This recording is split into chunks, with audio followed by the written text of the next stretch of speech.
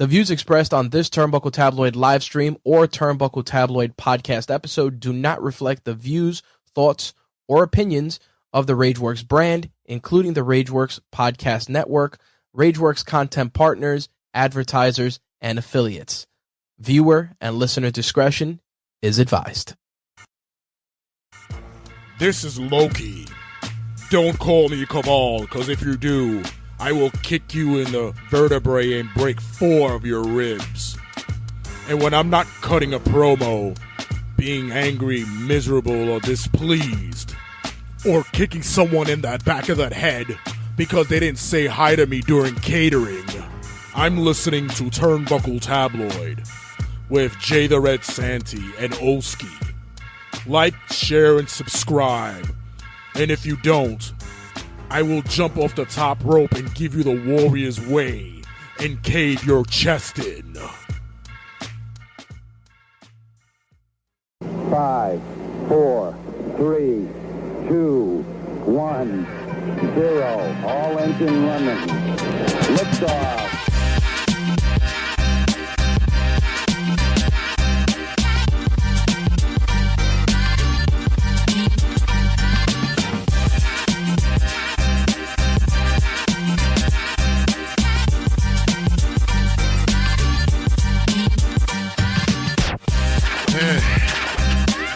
Another episode, ladies and gentlemen, here in the building. Turnbuckle Tabloid is back for another week, another episode. There was an extension, a spread between the 2 episodes for this week because I wanted to get all I can for Royal Rumble, and there was also more content that I was getting during the week. Just wanted to make sure that we could compile as much as possible for this week's episode. Like I said, Royal Rumble, what's going on in wrestling this week, as well as I made a return to House of Glory this past weekend. They had their first show of the year. House of Glory presents The Beginning. Really good show. We'll talk about that later on in the episode.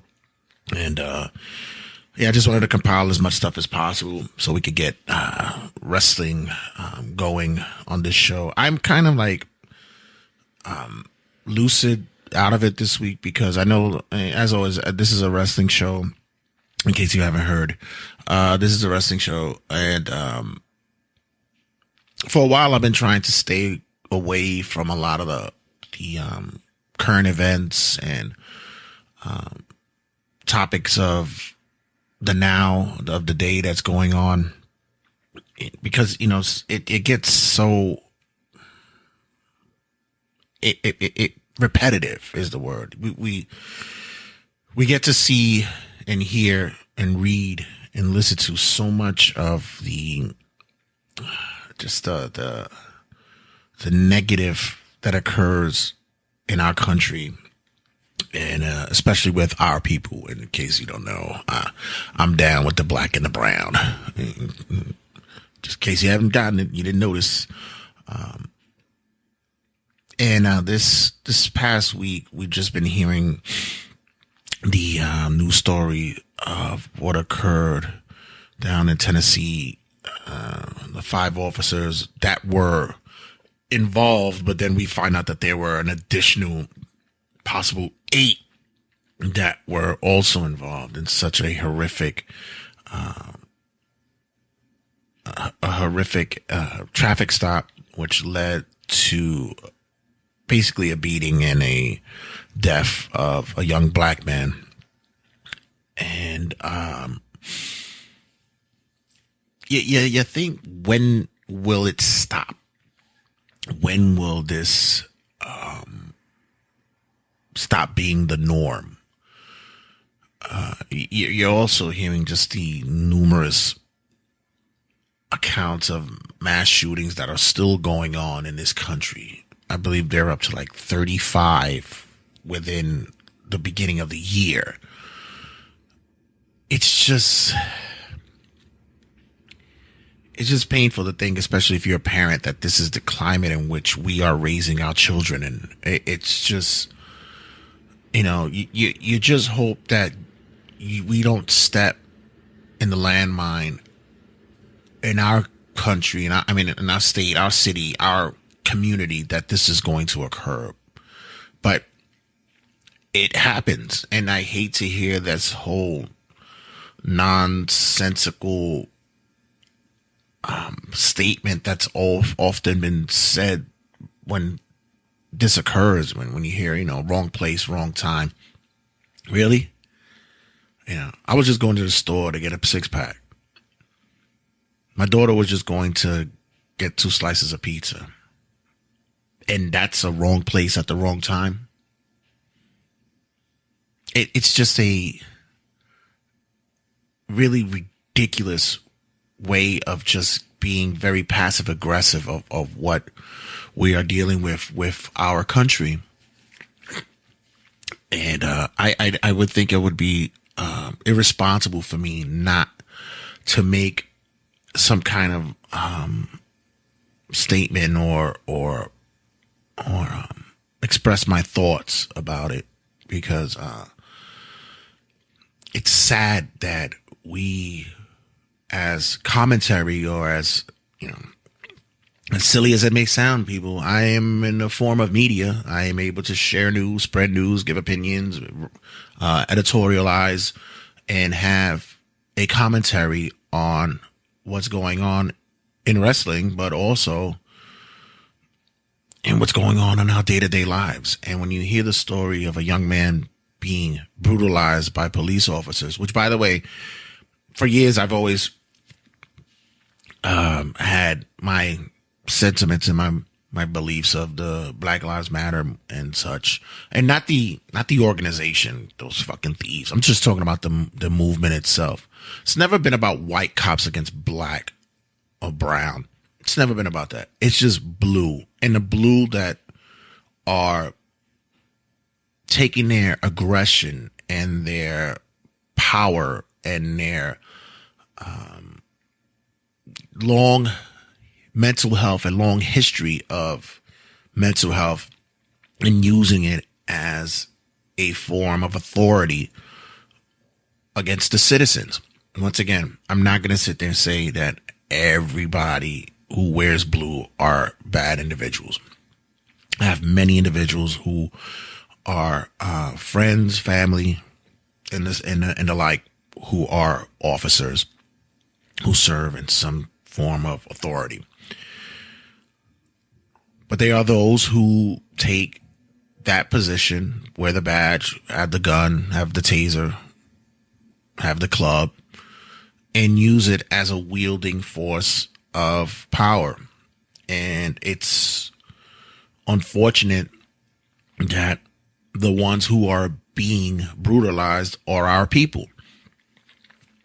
Someone recently released a video of a young white man who was being detained, who was being aggressively manually held and mechanically restrained, with handcuffs. And it was I believe it was Lauren Boebert, the congresswoman, the idiot, who mentioned and said that, right, and does his life matter as well? And someone wrote on her board and said, yeah, it does. You know why? Because he lived. He was able to go to jail and deal with it, whatever they gave him. As for the young man in Tennessee, who unfortunately didn't get to go to jail, he went straight to a hospital and died 2 days later. So yes, there is a difference. We have to come to the realization that legislation just isn't going to be enough. These people don't give a fuck. They don't care. They don't care. Be it for young black males, young black females, the minorities. They don't care. For the children that have to worry about whether or not they're going to make it out of school because someone has a mental health issue and has been either bullied or has just a gripe about society and whatever case may be, legislation doesn't care about controlling the assault rifles. Legislation does not care about the individuals who have these individuals who do not agree with people's lifestyles or who they are, where they come from. And they want to go out and just spray up a club or spray up a supermarket. They don't care. Legislation doesn't care about people who are trying to seek asylum. And rather than help people accordingly with, placement or just letting them know, hey, honestly, we can't take you right now. We'll have to either detain you or send you back until we are able to get something done. Legislation doesn't care. What they'll do is they'll tell their state, move them somewhere else and let that other state deal with it. They don't care. It's just a ridiculous cycle in which we live in. And, every time I sit there and I believe that one day something's going to happen in which people are going to stand together. And I remember that one day, and that one day was 9/11, 2001. I remember that one day. We had a good month where people actually stood strong and looked at each other as fellow countrymen and Americans that day.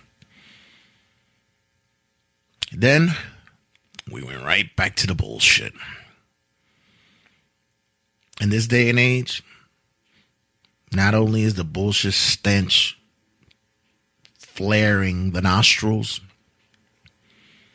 but it just keeps getting higher and higher and higher as we walk through it. When we come back, we're going to have much to talk about, and I have a lot down the line to discuss. We'll have discussions about Royal Rumble.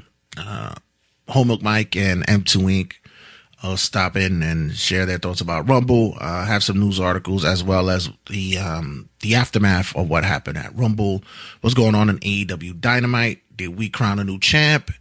And what's going on with the Bloodline on SmackDown? And also my thoughts and critique of what happened at House of Glory's the beginning, and much, much more.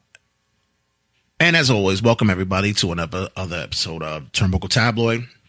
I'm your host, Jay the Red Santee. And just wanted to make sure you guys are able to get us at all the podcasting outlets, all the social media outlets, all the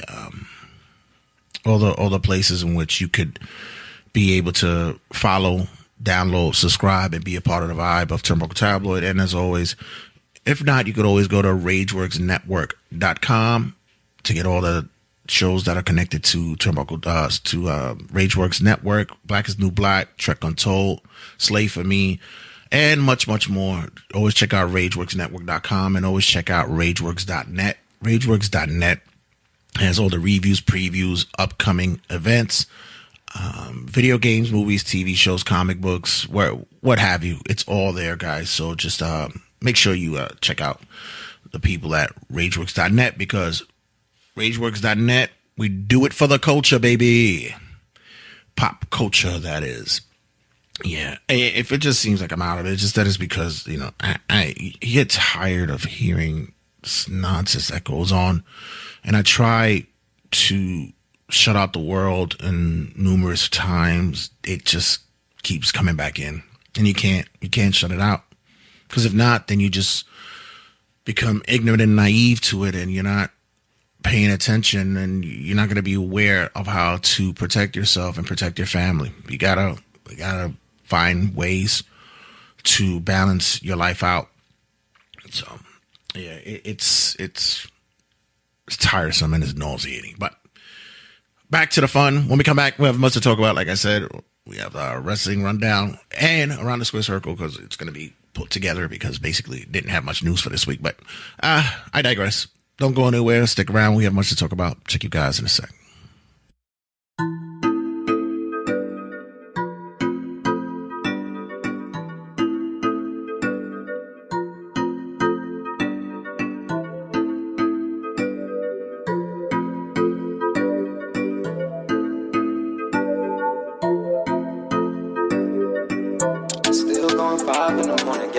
wild in the morning, like I never get to hold you. Like it that you wild in the morning. I like it that you. Still going 5 in the morning, getting wild in the morning, like I never get to hold you. I like it that you wild and you want it, but I'm wild in the moment, saying shit I never told. Still going 5 in the morning, getting wild in the morning, like I never get to hold you. I like it that you wild and you want it, but I'm wild in the moment, saying shit I never told you. And we both moving like it ain't no say so. Caught up by surprise cause she know that I lay low. Yamming pana curves like a Julie Mango. Hop up in it, twist it to the side like a tango. Know that you ain't come to play to the max, the only way I'll let you climb out and take a break, then we go again. It's a different vibe, I know you new to it. Looking in your eyes, I can see you getting used to it. Cause it never take much looking at her, got me motivated. Never mind our destination, girl, I know we make it. Do it like Chris Angels, gotta levitate and throw on that. Do a leap, but gotta levitate. Fuck her like a menace, but she know that I'm a medicine. Kill a pussy till I need a service and a reverend. Thank me for my service, treating me like I'm a veteran. Bound to stick around, cause she know nobody better than him. They wanna settle with him, but with you it's different. Never wanna miss this, I can't do the distance. So you can tell by now I need you. Never fear our problems, cause you my equal. The way you show your love, I never leave you. Just never force your love, it should get lethal. So you can tell by now I need you. Just never force your love. Still going 5 in the morning, getting wild in the morning, like I never get to hold you. I like it that you wild and you want it, but I'm wild in the moment, saying shit I never told you. Still going 5 in the morning, getting wild in the morning, like I never get to hold you. I like it that you wild and you want it, but I'm wild in the moment, saying shit I never told you. Who you loving, who you wanna be fucking, I need to know if it's a sure thing, just don't tell me it's nothing. I've never been the type of guy that had my hopes high. Baby got me so invested, it ain't hard to know why. Cause it never take much looking at her, got me motivated. Never mind our destination, girl, I know we make it. Do it like Chris Angels, gotta levitate and throw on that. Do a leap, but gotta levitate. Look at how we elevated, to this love I'm dedicated. Thought I had no room inside my heart, somehow you renovated. I know that it's real, but I've been on the side of devastated. Please don't feel away, if you ever call me hesitate. Fucking with your vibe, I've been feeling it the whole night. Feel good for the moment, I'm just hoping that it go right. Said you love a thrill, so I guess we gotta hold tight. So right, hold tight, girl, this shit feels so nice. It must be heaven where they found you. Girl, I feel at peace whenever I'm around you. I heard a love it never sound true. If I don't love you now, girl, I know that I am bound to. Yeah. It must be heaven where they found you. Girl, I feel at peace whenever I'm around you. I heard a love it never sound true. If I don't love you now, girl, I know that I am bound to. Yeah, yeah. Still going 5 in the morning, getting wild in the morning, like I never get to hold you. I like it that you wild and you want it, but I'm wild in the moment, saying shit I never told you. Still going 5 in the morning, getting wild in the morning, like I never get to hold you. I like it that you wild and you want it, but I'm wild in the moment, saying shit I never told you.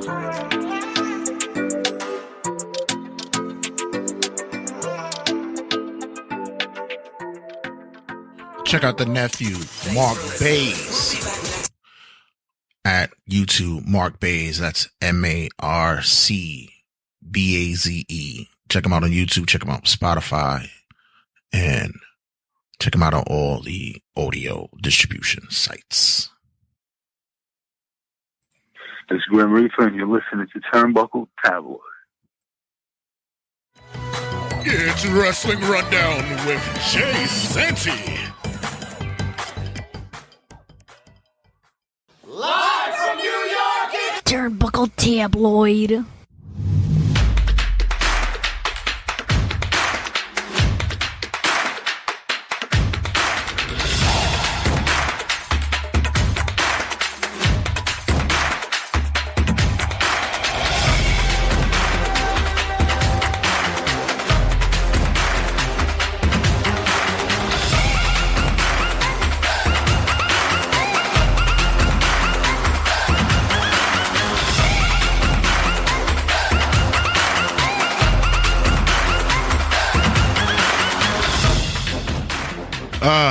Another week of wrestling down in the books. Not much news this week for Wrestling Rundown. Just gonna basically collaborate Wrestling Rundown and Around the Square Circle into one segment. It's gonna be tied into all things considered for this week's in wrestling. Kicking off this week's Wrestling Rundown, because as always I am the Norm McDonald of this segment, and this is Wrestling's Weekend Update.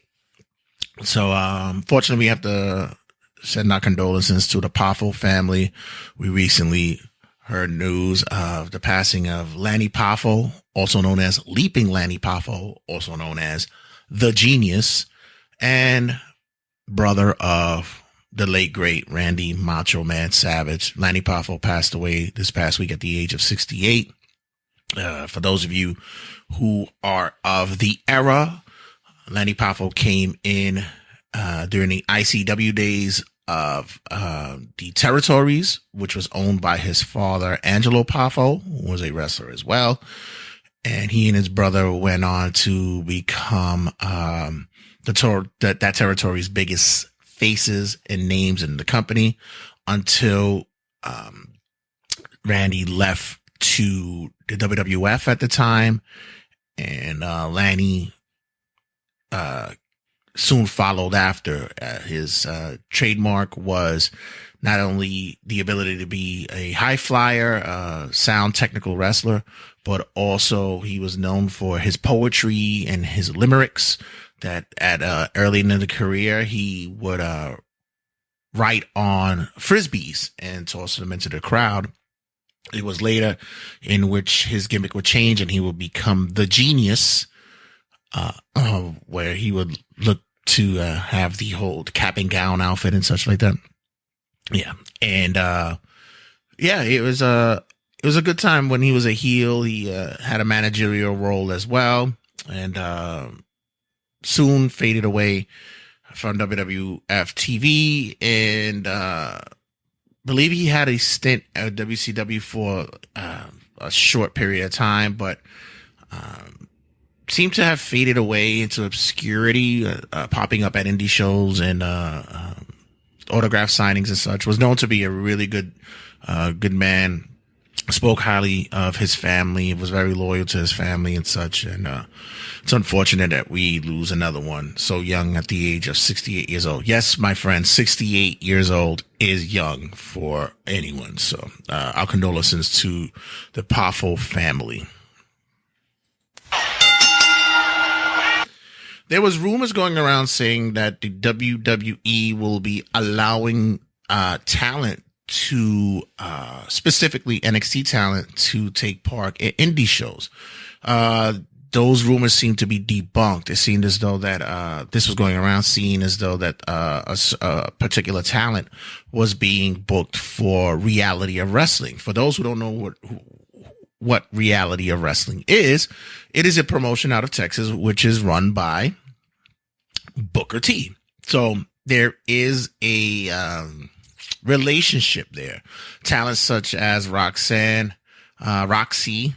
and Zoe Stark have come out of Reality of Wrestling, as well as Athena.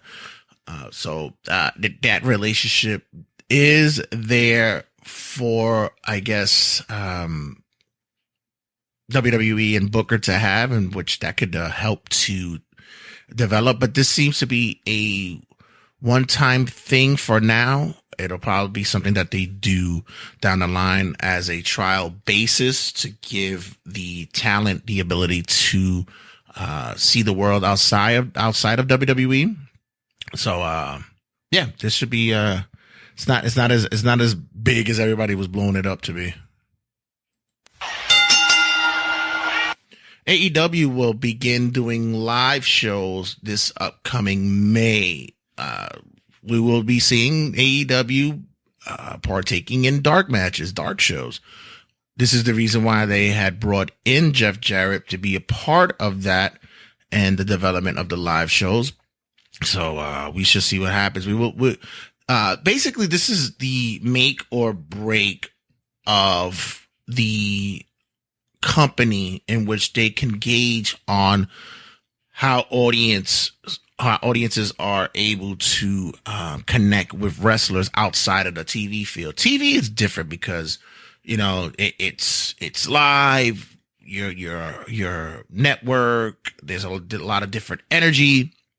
And if you've been able to go to either a live event or a dark show, you get to see and feel the difference of it. Certain dark shows are a little bit more interactive. You get more of a fan participation and roster interaction. Sometimes the roster does a little bit more to entertain the crowd. There's also times where you'll see the possible build up for matches or storylines during dark shows who will have chemistry, who the crowds will be more open to see in rivalries and such, who they're connecting with. This is what the promotions and the companies use to gauge a barometer on said talent. So we shall see how this will work for AEW. I believe they might have run a couple of shows before the pandemic, and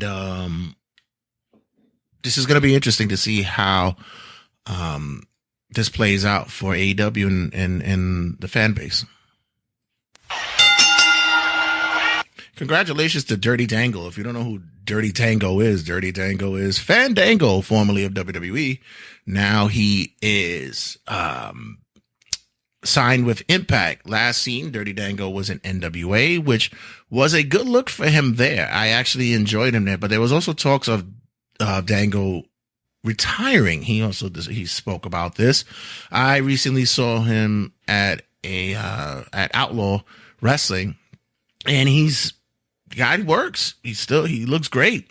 And I was surprised to hear that he was going to possibly retire, but I don't think that was in the cards. And by the way, wrestling, who retires for long? Anyway, let's be honest here.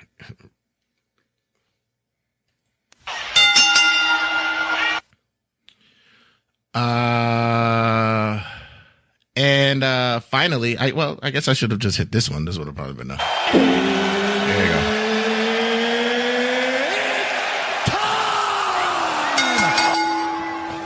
And finally, we have news stories of two big talents out of Japan making their way downtown, talking fast. Seems as though that their contracts are done with New Japan. Tetsuya Naito and Ibushi are done with New Japan. They are now considered free agents, which is going to be interesting. Kota Ibushi has been to the States, has done some work here. I believe, yes, he was in the Cruiserweight Classic. He was in the finals, actually, the Cruiserweight Classic for WWE's NXT. And Naito, I believe the only time he's come on this side was when New Japan had done shows in New York and LA. The biggest thing right now is who will land them. Naito is almost at the precipice of his career. He's not yet considered the thought possibly of retiring, but there are talks of possibly seeing him do work in Noah, Pro Wrestling Noah, and maybe, just maybe, make his way across the pond and do some work for possibly AEW or New Japan Strong. As for Kota Ibushi has been known to be a bit of a recluse and have some issues with the higher ups, with the offices, especially New Japan. He's kind of a guy who walks to the beat of his own drum. But here in the States, his best friend and his comrade, his golden lover, Kenny Omega, will most wholeheartedly sit and pitch for him for a spot in AEW, even if it's for a short run, a hot spot and such. But I would not be surprised if Ibushi lands in AEW. As for Naito, I believe he has the opportunity to go wherever. He could go back to Mexico. He could do work for New Japan Strong. Maybe hit the indie scenes, do some stuff there. I would be more interested to see if WWE could land them, even if it's for like a small spot, just a small run, maybe a 3-month, 4-month run for something. I don't see it happening, but I would like to see something like that occur. I think it would be interesting for them to see if they can land them. Money talks, man. Money talks. So that'll be interesting. That'll be good to see if we could get either one of these talented individuals on this side and to showcase their stuff for the audiences over here. Other than that, I'm not even going to cut away. I'm going to actually go directly into Around the Square Circle because there's much to talk about here. Before we go into anything that occurred at Royal Rumble, I just want to briefly discuss what we watched, what we listened to, what we partook in, and what we heard in this week's wrestling. Jim Cornette had a very detailed explanation about what occurred at Royal Rumble this week. Wasn't as much as a big fan of it as many others were. On Click This, Kevin Nash discussed why he wasn't at Raw 30, his thoughts about it, and whether or not he would have been playing poker with the rest of the crew. And also Wrestling Bios was a very funny presentation on Wrestling Bios. It was a story that I've never really heard of. It was a story of Paul Roma and Alex Wright, and how Paul Roma actually went into business for himself against Alex Wright because the higher-ups, the officers, told him that he was going to go over against Alex Wright, but Alex Wright was coming in as a fresh rookie. And the last minute, Ric Flair told him that he had to put the kid over, and he was none too pleased about that. So, yeah, check that out at Wrestling Bios. You could check that out on YouTube, Wrestling Bios. As for what I partook in this past weekend, I went into a freezing temperatures in Queens, a frozen tundra in Queens, New York. But I made it. I was out there, did my business, did my thing, went out to House of Glory presents The Beginning. And it was my return. I hadn't been there since I believe it was November, October, something like that. I told the guys, I said, listen, I better start running shows when I'm off. I actually had to call out of work that day. Shh, don't tell anybody. I actually called out of work that day. Hey, I got time. I got time on the books. But for making a return to House of Glory, it was good to see all the talent and the regulars in the building. Plus, for it to be as cold as it was that day, they had a pretty big turnout to fill up that arena, quote unquote. It's actually a really good job for them to do that. Me, I'm a polar bear. I don't give a shit. I'm not fucking cold. Shout out to my boy Scott and his daughter who showed up. Scott is a coworker of mine, and his daughter's a wrestling fan. And told him to come out, have a good time, chill out. And she had a blast. I was able to get her a couple of photographs with Leo Rush, Mark Quinn, and the other guys out there. So it was good to see the crew out there. As for the show itself, really good show. Really, really fun show. It was good to see Brian XL and Amazing Red tag up. They're known as the Bookers, which is fucking, guys, we couldn't come up with a better name. I mean, come on. They squared up against the main event. And by the way, guys, if you want to check this out, you go check it out at Fight TV. That's it's up there now. It's not expensive. It's actually real affordable. Just check them out. House of Glory Wrestling on Fight TV. It was good to see that. As well as JTG had a main event match with Jacob Fatu for the House of Glory Championship. I have to say that the highlight for me for that match was before the match occurred, I hear a woman turn to me and she says, "You don't boo my son." And I'm like, "Who is your son?" "JTG is my son." I went up to her and I said, "My dear, I am going to boo the hell out of him." And we both laughed, and come to find out that, yes, that's his mother. And I told her how much I appreciated his work. Especially, I said, "How am I going to boo your son? He's from Brooklyn. Come on now. I got to get Brooklyn all day, BK all day." We had a nice conversation. And then at the end, he came by and gave his mother a big hug. And if you look at JTG's social media, you'll see a picture of me. A video of me. I'm there. I'm in the background. Other than that, shout out to the guys that were there, who tore it up as well. Charles Mason, Nola Katana, my guy, Montequilla, and much, much more. Loki, my guy, Loki, Kaval was in the building. great show, guys. Their next event will be in March. So, you guys don't want to miss that as well. You guys want to check that out coming up soon. Check them out at hogwrestling.net for tickets that are available, and check them out on their social medias to see what's upcoming and who's booked. I believe the next show is going to have Kushida, if I'm not mistaken. I had a couple of beers, so more than a couple. It was a few. So let's get into Royal Rumble talk. The first discussion we have will be with Whole Milk Mike, who has his thoughts about what occurred at Rumble. And I took it in two forms because I wanted to get two different opinions. I could have saved this for later in the next episode, but I'm like, yeah, it's already been too much of a gap, and I don't want to talk Royal Rumble for too long. We've already gone past that. We've already done what we did. So let's get to discussion that Whole Milk Mike and I had, and then after that will be the discussion with myself and M2 Wink.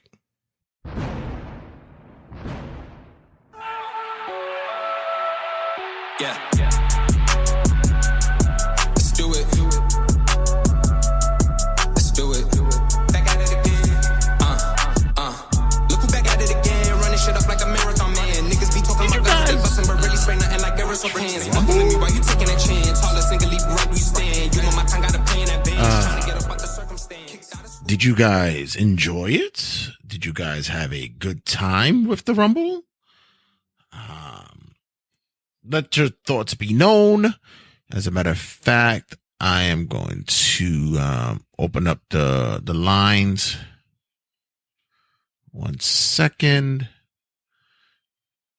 For all you guys who are on the live stream, be a part of it. Take notice. Be a part of the love. My guy, Bender Brent. What's going on, my guy? Let me share alike. Here we go. If you want to call in and give your thoughts about the Royal Rumble, just be a part of it. Check in. Number is 315-371-4367. That's 315-371-4367. Oh my God, guys. I have to say that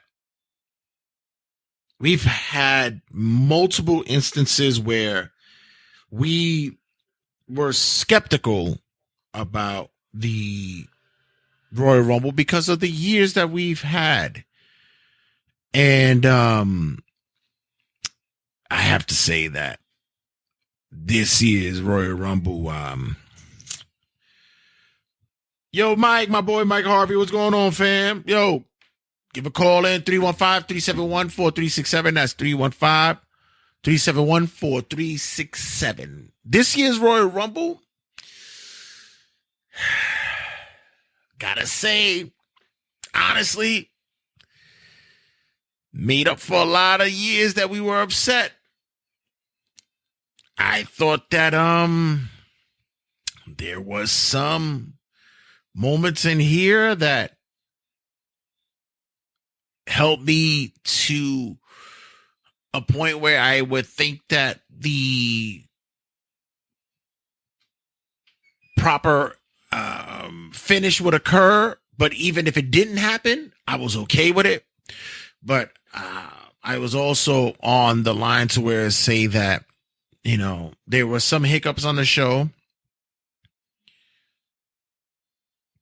Regardless, let's go into it. So, opening up the show was the Money in the Bank match. I mean, excuse me, Money in the Bank. Sorry, the men's Royal Rumble match, and which was weird because when do they ever do that? Usually, the men's Royal Rumble is the one that closes out the show. So we go, okay. There has to be something where they have something like leading up to something bigger later on in the show. And you never know with this company. You never know. But with the new regime and with the way that creative is this day and age, you just never know how it'll play out. So to open the show with the men's Money in the the men's Royal Rumble. Why does it keep saying Money in the Bank? The men's Royal Rumble was shocking. The one thing that I got from a lot of people who were watching the show and they were messaging me and sending me their thoughts was that they were upset about that there weren't many surprises in the match. But it's always a double-edged sword, because if it's not a surprise to happen in the show, you also say that why didn't someone get an opportunity? I've often said that it should be a two-way street with that. You want to give a lot of the roster the opportunity to be in the Royal Rumble, but you also want to have some kind of debut and showcase of some talent. We didn't get the NXT look in the men's Royal Rumble.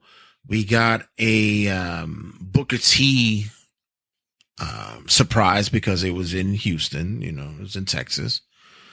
But other than that, we had a straightforward Royal Rumble match. The one thing that I can say about it was that the Royal Rumble match was one of those to where it wasn't an overpowering individual or dominating individual in the match. We had to where the ring got a little bit more filled up, which is kind of cool when you say the least, because that's what we've been wanting to see for the longest. At least a nice build up in the match. Gunther at 1, Sheamus at 2 was a strong beginning, middle, and towards the end match. Turnbuckle Tabloid, who's this? Yo, it's me, Mike. Mike, whole milk, what's going on, sir? What's up? How you doing? What a night, huh? I'm glad to say, I wish you were here, man, because the guys were in full effect in the house, and I saw. And the way that it was going on here, it was electrifying, to say the least, pun intended. So I'm talking about the men's Rumble, and I loved it. We've been disappointed for the past couple of years in some instances, whatever the case may be. I thought this year was a big rebound from what occurred last year. What was your high points of the men's Royal Rumble? Overall, I like the flow of this Rumble. I think a lot of people would think Cody and Seth were going to open up, but to open up with Gunther and Sheamus was a really smart move. A lot of the storytelling, a lot of matchups in the Rumble were really well done. Drew and Sheamus still working together. Gunther outlasting the whole match and setting a record for over an hour.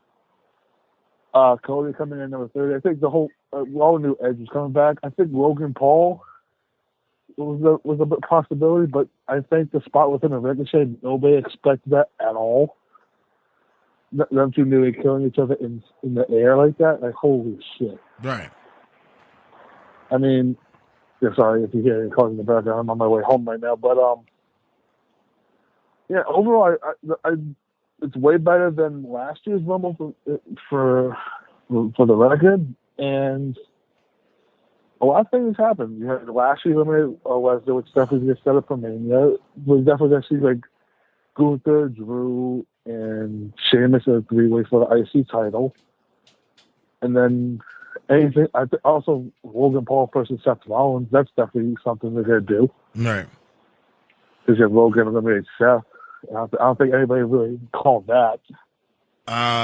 Bender Britt makes some comment where it said moment of the match is Logan and Ricochet, and the collision was insane. And it goes to say that for a lot of people who do not believe that Logan Paul has a place in wrestling.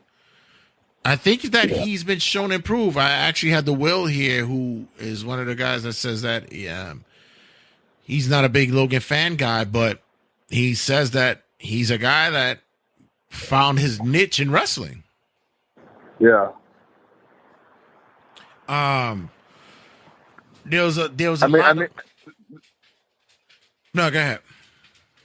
I was gonna say, like, for a guy that just like is learning on the fly, like training like probably like week by week, and coming off an injury, he looks really impressive. His buckshot lariat is still fucking impressive. Yo, when he did that shit, we all fucking sat there and laughed because Good Dad Angel was like, looks better than Hangman's. I said the same shit. I was like, watch, he's gonna do it better than Hangman again. And he did it. It's amazing. All right.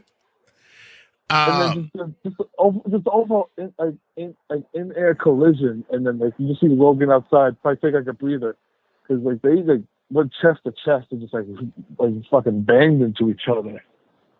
Yeah, it was a weird call to start the men's Royal Rumble in the beginning, but you get it. Now you understand it. You see it because of what occurred later on. The Cody return and the Final Fours, the exchanges that occurred. I think there was such beautiful storytelling between the two men, but especially with Gunther lasting as long as he did. I think that there's just a shows how much trust they have in him. Right, and it's like a projective of what you can do with this guy from here on out. The teaser with teaser with Gunther, the teaser of Gunther and Brock getting like that face to face and a little interaction made so much fucking sense. Yeah, I have to say that this is probably a men's Royal Rumble match that I didn't expect was going to be this good. I didn't see it happening. Right. I think we just went. I think all of us just went in thinking, okay, let's just have an average Royal Rumble match. Let's have Cody win, blah blah blah. But they gave us a lot more. And if this is Triple H's idea of a Royal Rumble, I approve of this wholeheartedly. I mean, I was trying to say before, but when Karrion Kross just got eliminated like nothing, that kind of annoyed me. But I don't know what the deal is with them and him at this moment. I don't know if they really don't see anything in him anymore. The Ray thing, him not showing up, but his son showing up afterwards, and Michael Cole on commentary about it's almost calling him that piece of shit. To be honest, we were loving the commentary today. This was fucking gold. Michael Cole, I love him. Michael Cole almost looked in. He almost said shit on TV, just calling Dominic Mysterio a piece of shit. And then Pat McAfee, who made his return, which I think a lot of us called. I thought he was going to be in the Rumble, but it was nice to hear him on commentary again. But the better part was that with how McAfee was calling it, it was almost like, do what you want. If you don't like what I'm saying, get rid of me. I don't care. I'm rich, bitch. But at the end of the day, it was epic. It was gold. I loved every moment of it. He genuinely brought a return of the true fan thoughts of wrestling, man, and I thought it was fucking great. Yeah. Overall, I'll give the men's Rumble 2 thumbs up. It was solid. Overall. Were you guys were at? Were you guys calling out who you thought would be the Final Fours and stuff like that? Yeah, we had like Rollins, Rhodes, and I think we had like Brock and Lashley, but like we didn't expect like Gunther and Logan Paul to be in the Final Four. But I'm happy that they did that, and I think Logan Paul just continues to impress, and Gunther lasting over an hour was something really interesting to see. Rollins became a sneaker for me because I sat and forgot, and I was like, he could win this. This is a dark horse here. I forgot about him. That could be something for him. They're acknowledging that too. Like he could sneak up and win. Right. Honestly, it was between him. If Cody wasn't the option, maybe it was either going to be him or maybe like Bobby or somebody else like that. But yeah, I thought in the men's rumble compared to the women's rumble, there was a lot better options.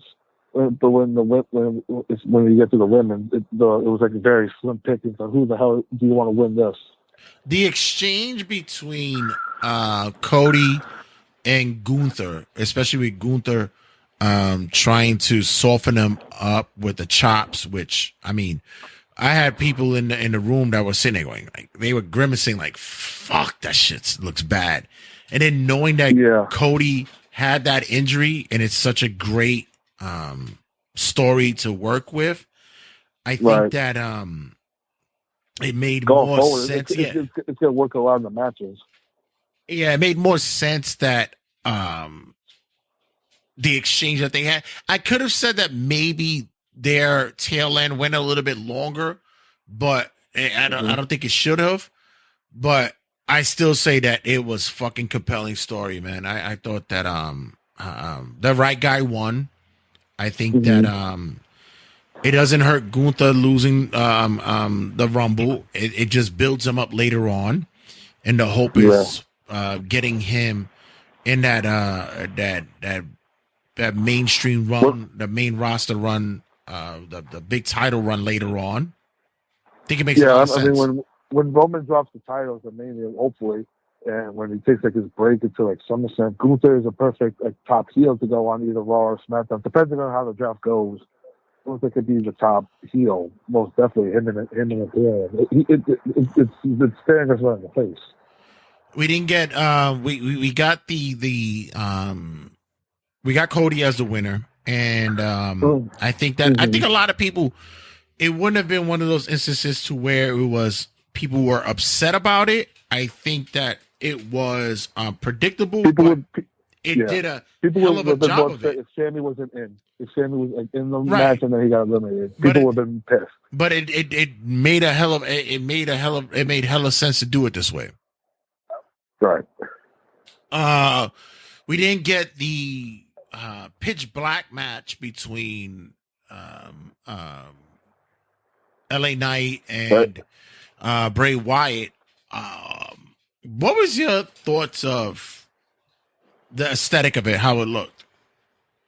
So, have you seen the photo of what it looks like during test runs? No.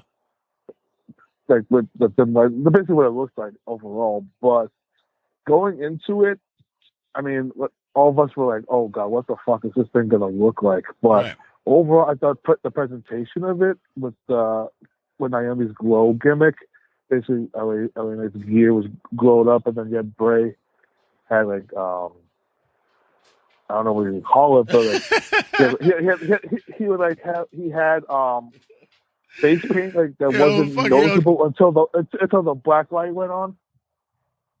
June is hilarious. He said it looked like Funtopia. And you know what? Overall, it looks good.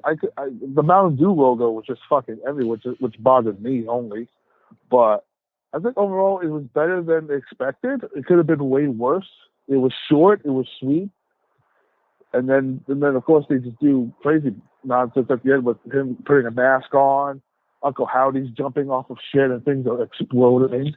I think, you know what, for me, what it was that I think if Bray, his gimmick was a little bit more brighter or caught the lights differently, it would carry over better. I think that the match made LA Knight look better aesthetically and angle wise better for him. I thought it sold him more. Yeah. They were going into this match, I had like how physical it's going to be. The only thing they really did was go through an announce table. Right. And LA Knight tried to hit him with a kendo stick, lightsaber thing, and then Bray just catching him with his move and winning. It was short and simple. It was like 5 minutes tops or 7 minutes. But at the I mean, end it didn't overstay its welcome. yeah, but at the end of the day, I still am sitting and going, what the fuck is this? I'm still lost with the idea, the premise of what the fuck is this? What are we doing? What do you think of Bray's look? To be honest with you, I want to see it. I couldn't see it really. Well, it was like all black with the suspender, like bondage type stuff, and then when they did the blackout, and then you could see like his face paint, like that you couldn't see before. It looked really cool. I mean, he had like a grill fang on. He had like different colored eyes. He looked like a possessed demon, which if that's his new gimmick, I like it. It's something different. I mean, Brady's a very creative guy. To see it. Show it to me without the fucking gimmick lights. I want to see it. I want to. I get it. Yeah. I wanted to get a better look at the mask because I thought the whole thing was covering his whole face. Like he wasn't even. You could see his mouth. Listen, I get the fact that he's buried the Hawaiian shirt guy. He's talked about that. He's buried. That's fair and acceptable. He's buried the Fiend. He buried Fiend. He said he's done with. After Mania, he was done with it. It's over. So this is a new thing. But in this match, I can't see what the fuck he's doing. Yeah, but that's not on him. That's just on the company doing a gimmick for a super soda. I get it. But at the end with the whole blame Mountain Dew. At the end with the Uncle Howdy missing the elbow, but still he did this right. He just hit nothing. Yeah, and then fire came out. LA Knight leaned into it to try to give it to him, but he missed it. But at the end of the day, I'm not mad at it because how the fuck are you gonna sit there and do an elbow from as high as you were in the fucking dark? Like it's not. In an arena that a lot of people can't fucking see. Right. So, other than that, I thought it was fine. Hopefully this is the end, and now they both can move on to different things. There's no reason to bring this back. We then get the Women's Royal Rumble, and no, we had the Bianca. And Alexa. Bianca. Sorry, yeah, Bianca and Alexa, and short. Nothing really happened. You something you will see on Raw or SmackDown. I thought the bigger yeah. I thought the bigger moment was the end, which with the video. Right. Yeah. I think the match that they had on Raw, we saw where they did the Scary Movie 3 scene, should have been here. Like the matches should have flipped. Right. Where after the match you have Uncle Howdy or whatever character it is, Uncle Brody, whatever they want to call it, is asking Alexa, "Are you really in charge?" So definitely Alexa, she's on her heel turn, but now we're gonna get Dark Alexa again. So the thing is with her is I don't know how her thing with Bray is gonna work again because currently Alexa's the heel and Bray's like top babyface right now. Right. Like I don't understand. Like the whole heel face dynamic in this company is like off now because like Seth Rollins who was the top heel now is a baby face. Like I don't know. I think that with what we saw in the Women's Royal Rumble, that there's a lot of opportunities for that roster that's going to happen. But for these two, I think the separation and culmination that's going to happen. It's one or the other. With Alexa, is how the Uncle Howdy thing plays out. To me, I'm almost fatigued. I'm almost tired out with it, but I can't fully give up on it yet because I want to see how it really plays out from here to Mania. So, but I did like that the fact that it happened when she lost because it basically says now you got to really feed into the dark side, the evil side. So exactly. We'll get that. So now we'll go to the Women's Royal Rumble, and I fell asleep. I fell asleep for the final 3. Oh, did you? Yeah, once it got to the final 11, I was like, okay, let me try to take a little nap. And I woke back up to see Rhea, Asuka, and Liv on the apron. I loved Asuka bringing back her old gimmick, her old look. Kana's there. Kana came back. It's a and it was such a great presentation on how they did it. Great reveal, right? There's also Rhea Ripley doing the Gunther thing, starting at number 1, being the Iron Woman of this match. Right. Rhea and Liv. They held on. Rhea Ripley's top nearly breaking off. She basically had to roll out the ring a bunch of times and fix her gear. And she was selling it as like if it was a leg, and it's like, oh, my boob is about to come out. And earlier in the show, during the men's rumble, she got speared by Beth Phoenix, so she had that also going with her in this match. And she still won, but I think logically she was the only one, other than maybe Liv and Raquel, if you can make a case for either of those two. Rhea was the obvious choice to win this. Well, until 30 hit and Nia came in, and it was like, oh, they fucked up Nia's thing. They played her music before they did the whole 10 count. Yeah, before the 10 count. Yeah, they did. They were too excited to pull it off. But even so, it was like, oh, okay. When Nia's music hit, I went to go take a shit. I was like, are you fucking kidding me? But still, no. Like we're bringing this woman back.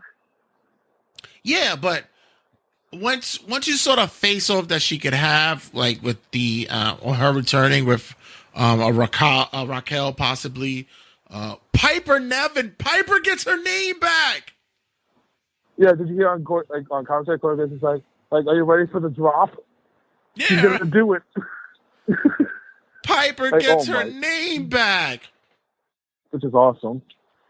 I'm telling you, once the women started coming, it was like first it was Dana Brooke, then it was Emma, then it was Tegan Knox. I was like, oh my fucking god! And it was like Bayley finally comes out. It was like you can just tell who's stars and who are not.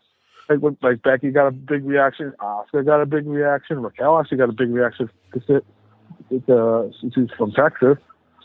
But everyone else got yay to Jesus Christ, who's still here. Like when Tamina's music hit, I was like, my fucking god, like this is Kane and the Big Show all over again. Yeah, and then when they hit Michelle McCool's music and she did it from the crowd and shit like that, it was like, oh, okay. But that was lame. I don't think so. I actually think that they had a really good women's match. Their Rumble wasn't bad, especially when it came to their Final Four, how they dealt with it, how it ran. So aside from Rhea, Asuka, and Liv, who's the fourth woman? It was Rhea. Was it Raquel? Yeah. Okay. So I thought that I thought it was in the back of my head. And I know Nikki was still. It was like Nikki Cross was still in there as well. Yeah. But even so, it wasn't a bad women's match. I thought that they held their own. It was better than average. Yeah, and especially towards the end, the finish and how it was done. I thought the finish was done perfectly with Asuka Kana, the mystical Joker or whatever the fuck the manic clown or whatever they're calling her. Yeah, I would think her and Charlotte's probably for Mania. Asuka's redemption for her loss to Charlotte all those years ago. That's what I would think. That's where they're going. Yeah, I thought that it fit perfectly, and to get Rhea coming in at 1, finishing the match is compelling storytelling. I thought it was great. I loved it. Yeah, I was going to say before, when I was in the bathroom, I heard Rhea hit a riptide on Nia Jax. Did she actually get her up? Right. Was that a thing? Yes and no, but it was still cool to look at. It was cool. It was cool to see. All right. I'll take your word for it. I'm gonna have to rewatch the match. I just was thinking about the entrance, like going back and forth. I was like, Jesus, like My God, where are the stars? But then the stars came out. I want to mention did you think the ramp was too fucking long? Yes. All right, we were doing the over and under on how long Bray's entrance was going to be. I had it at the over at 4.5 at 4:30, but he actually made it to the ring before he blew out the lantern. He did it at 3:50.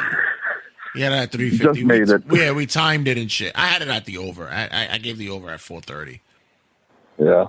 And then finally we had the Kevin Owens Roman Reigns match, and I know a lot of people were so anticipated with possibilities of people showing up, but I'm through it happy. all for I'm the very match. Happy. Hold on one second. Give me a second. I know I'm live, but hold on. Okay. Yo, brother, what's going on? I'm live right now on Facebook. I will call you back. Are you going to be up?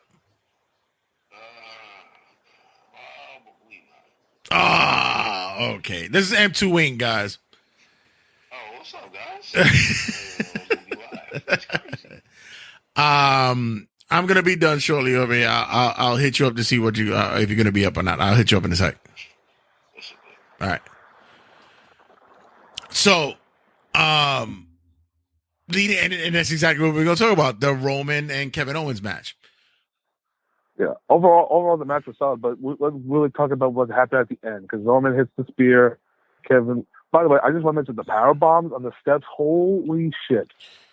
I never understand how Kevin wants to take that spot. I always think that he's going to cut his head open doing that shit. He may have gotten a concussion. It was so close. Yeah, his head was banging off the steps. Yeah, it's like right at the precipice of cutting him open. Yeah. After that spear, Roman wins, and then they just start beating the holy shit out of him. Is the Usos solo and Sammy's just watching. What's your thoughts of the story? I was watching this with like holding my breath, because I was waiting for the fucking "If You Smell Like Rocks" music, but I'm very happy that we didn't, because we had Paul Heyman pulling out handcuffs. Like, I always have handcuffs for my tribal chief. I always do what you say, tribal chief. That all nonsense. And then basically Roman's telling you hit him with the chair, you kill him, you end this. And just telling him to do do it. If you say I'm beneath this, you can do this. And then Sammy ultimately just hitting Roman in the back with the chair. The crowd goes crazy. Then the assault just begins. They kill Sami Zayn, and there's nothing watching a WWE pay-per-view where it's about to go off the air, and all you hear is "fuck you, Roman." And that's what they wanted. They wanted that heat. They wanted to put the heat on him. You can't make him cool. You got to put the heat on him leading up to where they want to go with it. And to do it with Sammy going down the way that he did, I think that it made a lot of sense. I think that like you said, with The Rock not coming out, that everybody anticipated, it's cool. Mm-hmm. I'm fine with that. Yeah, I got a lot of NWO vibes with it. I thought it was okay. I thought it was fun. Yeah, and then Jay's reaction to the whole thing was the best. Someone needs to give that kid a best supporting actor in a reality TV show award, because he's selling it greatly. Yeah. He's betrayed. He's heartbroken, because I think in his mind too, he was thinking like this was me years ago. Right. Getting my ass kicked by my cousin. Right. And there's so much. Whoever is involved in putting this together should get complimented greatly. And like I mentioned earlier in a previous episode, I said with this Rumble, there's so many opportunities available for the story to lead up to Mania. There's so much that's there. Now that we know that Cody is solidified for a title shot, how is this going to occur? Is he for the unified title? Are we going to see a split of the belts happen at Elimination Chamber? Are we seeing a possibility to where both belts will get dropped soon? Like there's so much happening. Will Sammy get redemption? Is Sammy and Kevin gonna team back up again? Like I love that there's so many options here that we previously didn't have, because we always got one street, one avenue. That's where we drove down. Mm-hmm. Yeah, but I thought that the finish of the show made so much of a captivating completion to Rumble that now you have to anticipate what Raw and SmackDown is going to be like this week. Exactly. Raw. What's your thoughts? Raw for Cody, and then on SmackDown, definitely the continuation of the Roman Reigns character. Your thoughts here and out for Rumble? Best Rumble that you've seen in a while? I don't think so. I think with 5 matches on the card, the opening and the main event definitely delivered. Everything in the middle was good to okay. I think overall it gets a thumbs up. I wouldn't say it's the best Rumble ever, but it's definitely a solid Royal Rumble. And for Triple H's first one, he definitely did a great job on this one. Yeah, like I said, I wouldn't say it's the best Rumble ever, but I would say that it's the best Rumble event that we've seen in a while, because it's always been surprise, but always disappointment here and there. Matches never really live up to the expectations. I think with the smaller match card and the bigger expectation and result, help the match and event get over. But I think that I think it was a solid event, man. And I also think that for people that I know who watched wrestling and are slowly but surely trying to come back to wrestling or wanted to watch something, they found this to be a fun show to watch and they enjoyed it. Mm-hmm. All right, brother. Thank you for checking in, sir. And as always, you could always check us out here at Turnbuckle Tabloid. And you guys who are watching the live stream, thanks again for checking in. This is much more to come on the podcast. Make sure you check us out on all streaming outlets on the podcast, as well as on RageWorksNetwork.com and as well as RageWorks.net. Thanks again, Homework, for checking in with us, brother. No problem. I'll see you soon. See you soon, bro. Laters. Later. Guys, thanks again for being a part of the show, and I hope you guys enjoyed your Royal Rumbles. Much to talk about here on the show, on the podcast, and gonna cut the live stream. But thanks again for your time, and got much to talk about later on. See you guys in a sec. So this is the part 2 of Around the Square Circle, and I just gave a synopsis of what I thought of Rumble with Whole Milk, and I said, why not bring in the other man who I have a feeling might have another view of what happened on Rumble. And guy M2 Inc. stops in. Gotta say, before we go into it all, was it the better Royal Rumble that you've seen in some time? It really was. It was a great show, but I'm gonna get a lot of hate but we'll wait on that. We'll get to it. So, just basically the lineup. Shock to you that the men's Royal Rumble started first? Very shocking and exciting. I was like, "Yo, this is what we got. This is what we started with." Right. And the number one and number 2. Was it golden pick? I have to say that the change of regime with Triple H coming in as head of creative, everyone was excited because, fresh eyes, the old man is not behind the wheel. We expected that we are going to see the presentation of new stars along the way, and the road in 2022 was that of we saw a glimpse, we saw possibilities. Shows were hit and miss for some time, but for the most part, more positive than not, because like once again, it's we're seeing the show go another way. The shows go another way. But I think Rumble in everybody's mind was going to be the true test of the creativity.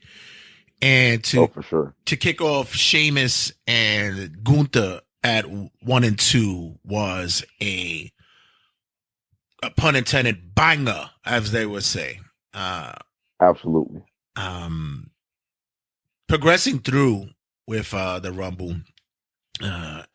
Disappointed that we didn't see any returns or debuts and stuff. No, that's great. We have a roster that we can put on as main stars. We don't have to resort to Hollywood. We don't got to resort to the past. We have stars. That's excellent.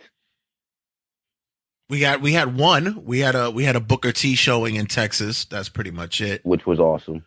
And he did exactly what he needed to do. Right. I wouldn't say we went to Hollywood. I guess we went to YouTube. Right. Ew. Well, with that, we'll get to that. With that, still in all, I thought this year's pacing of the Rumble was solid. We actually saw the ring fill up more. It wasn't that the action looked natural. Right. There wasn't too many awkward spots. It wasn't dense moments. Otis that one time. Right. But we're not going to talk about that. Yeah, but we didn't have those dense moments. We didn't have that ring clearing moment. We had sure spot and really connected storylines being played out during the Rumble, and also branching. Kofi got the save right. Right. I think he basically botched that spot, but it's okay. It's all right. Listen, they all can be gems, but I thought that that the true story while watching it was how Gunther was going to shine through here, especially when we had the Bobby Lashley, Brock Lesnar's coming in. What was your thoughts about when you start seeing the bigger men coming in? Bro, Bobby Lashley, Gunther, and Brock in the same ring at the same time went crazy. I really thought Brock was gonna eliminate Bobby though. That killed that drove me crazy when he threw him over the rope. Right. I was like, no way. They gave Bobby to shine? That's crazy. And on your thing with Gunther being the Iron Man, I automatically knew once I saw him at number 1, I was like, I feel like he's gonna make it to the end. Not Sheamus for sure. Yeah, but it's still at the same time a great showing for Sheamus as well. Oh, I'm not taking anything away from Sheamus. As a matter of fact, him and McIntyre working together was awesome because they're the first, they never really turned on each other. Right. They actually just got eliminated by who? Gunther. Yeah, he definitely was like the underline of this match. But like I said, when we had the Brock Lesnar come in, we saw the face off. They teased it. If I don't get that match at WrestleMania, I don't want it. Yeah, exactly. It's I like it. Someone creatively, because I could see it being someone who is a big MCU fan, a big pop culture fan, who understands how to drop Easter eggs, how to drop hints. And Okay. We've seen it sprinkled here. Side note, real quick. On that note of the Easter eggs, just answer me this real quick. Mm-hmm. We're talking Bobby Lashley. If they're not gonna give us the Hurt Business, why do they keep teasing it? I'm getting pissed. I really am. I think it's going to happen. I think it's. I don't think it is. I think it is because it makes logical sense when it comes faction wise. So to me, I think it's a slower build up for it. It's going to be that we find that although Bobby will defeat Brock finally, I don't think it's going to be so much that he gets it with the help of the Hurt Business.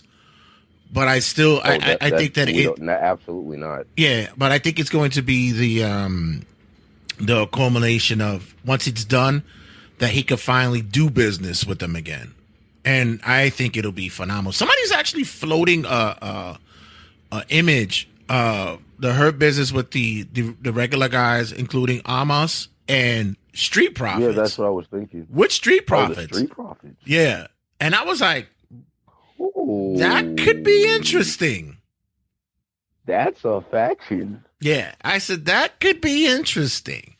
We're already seeing some I wouldn't say discussion of them breaking apart. I never was a fan of breaking apart tag teams with heel turns and such like that. Why would you do that? Yeah, I'm more with the sense of, handshake. We part our separate ways, or we still work together, but I got to do my singles work. I'm not opposed to that. And we're not gonna act like Prime Alexander wasn't abysmal. Right. So I'm not. I don't know. But with that, like I said, we saw the teasers of possibly Gunther and Brock down the way. Theory actually looked really good in the match as well. Everybody thought that once the old man left, that Theory, but everybody wants to hate. But everybody, they thought the old man would leave, that Theory would lose his push, but apparently he's just garnering more attention. Pretty much. Yeah. Any other standouts for you in this match? Oh, absolutely. And this is where I'm going to get the hate. And it has nothing to do with Logan Paul, believe it or not. Because by all means, screw him. But I figured out why we didn't like Kota. Oh, and what is that? That dude, he's too cliche. He doesn't feel natural. Because let me ask you this. Number 30, Cody's music hit. Woo! Cody's back. Thank God. What happened when Seth Rollins hit? Oh, you got the same pop. That stadium went nowhere near the amount. Well, okay. Cody got Seth got it. Right, but Seth got it because it's surprise he's coming in at 15 or whatever the case might be.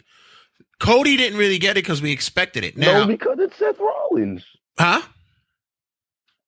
It's Seth. You can't tell me Seth is not more over than Cody. I know he just came back, but Cody is just slotted in the plans. No, Seth is naturally over. No, I get that, but I'm also saying that he didn't get the pop at 30 because you knew he was coming out at 30. We knew it. Whereas, with Rollins, yes, the music hits, it's explosive. It also plays, not to take anything away from him as a gimmick. I guarantee you, if they knew Seth Rollins was number 30, the pop would have been just as big. I would have given Cody, I wouldn't have had him come in at 30. I would probably had him come in at 24, 25. But because you would have, you don't know when he's coming in. Simply, the final three. I get Walter, Gunther, whatever you want to call him, had to be the Iron Man. But automatically, final two, if you wanted to throw doubt in the air, final two should have been Seth and Cody.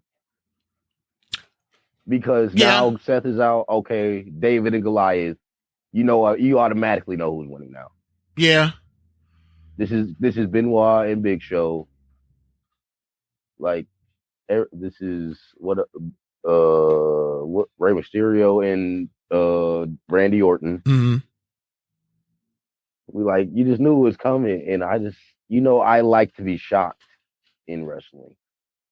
Yeah, I think the shock was more like the main event. I think the shock was, like I said, the underlining, which was Gunther. But I do understand what you're saying with the whole thing, and not to take anything away from Seth because he's over his shit, but the music for a lot of these guys plays the part as well. There's certain music that hits that just gets people going automatically. And with Seth, that's just infectious. True. It just pops off. And like I said, not to take anything away from him. Fandango. Out of all people, Fandango. Because you can't say Fandango. I know he was a good wrestler, but Fandango wasn't right as over as his pops, if you know what I mean. Right. No, I get it. But I still see it as though that guy. I still think that if it would have been, you gave him, like I said, the 24, 25, 26. Well, 26 would have been too obvious because everybody's winning at 26. But the 27 spot, I think once the music would have hit, everybody would have been like a little bit more excited. But they knew it because at 30, we knew we hadn't seen him already, so we knew he was coming in.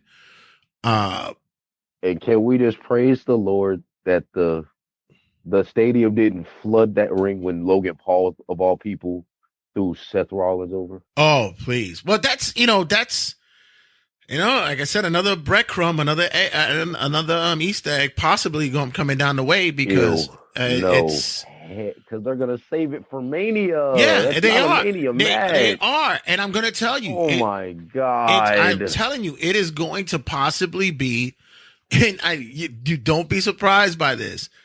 Seth wins the. It's either going to be Seth wins the United States title and it's going to be defended against Logan Paul at Mania, or it'll just be a standard match, a regular match. I'd rather the Logan Paul Cena rumor, because God, no, anything but don't sacrifice Seth. Well, I would prefer sacrifice anybody relevant to this dude. If Cena did Roman like this, if Cena comes back, Cena should go against Theory automatically. Right. But if we got to sacrifice somebody, we could sacrifice Cena. Right. Don't do anybody relevant right now. Really, he's gonna go toe. He already went toe to toe with Roman. I know that's not enough. But here's the thing, though: you get guys who sit there who are in the back. And they'll present it to Paul, to Triple H, and be like, "I'll work with this guy." Seth does not look like a guy that says he wouldn't work with him. Seth seems like a guy that would want to work with him, and he would believe that he could pull out a big match with him. So don't be surprised if it occurs.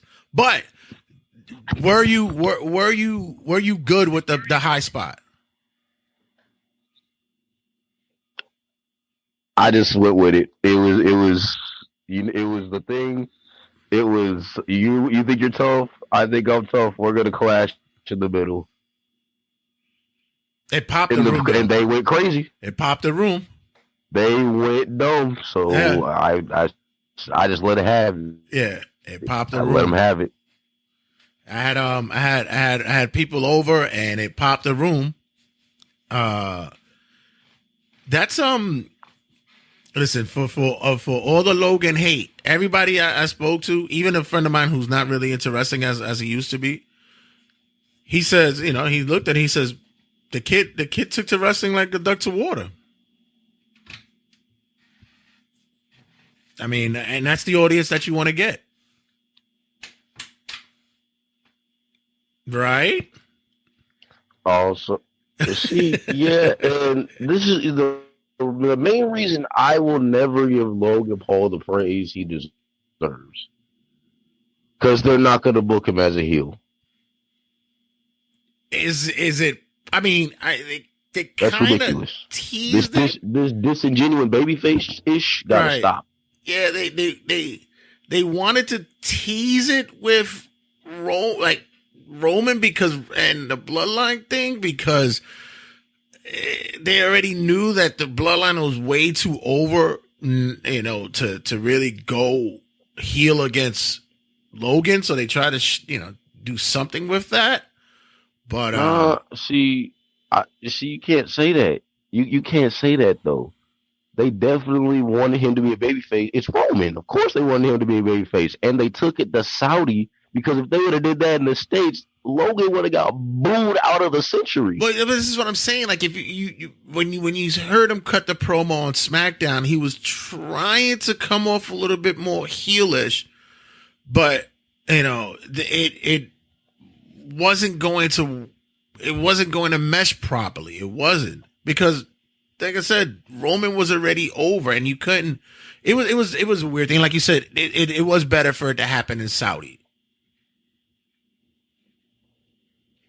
Absolutely, they had to protect Logan. So we get Cody as the winner. We then get the Mountain Dew pitch black match. Yeah. Or as LA Knight was saying, yeah. Yeah. But again, I let him have it. I love the Avatar gear. But yeah, it was a match.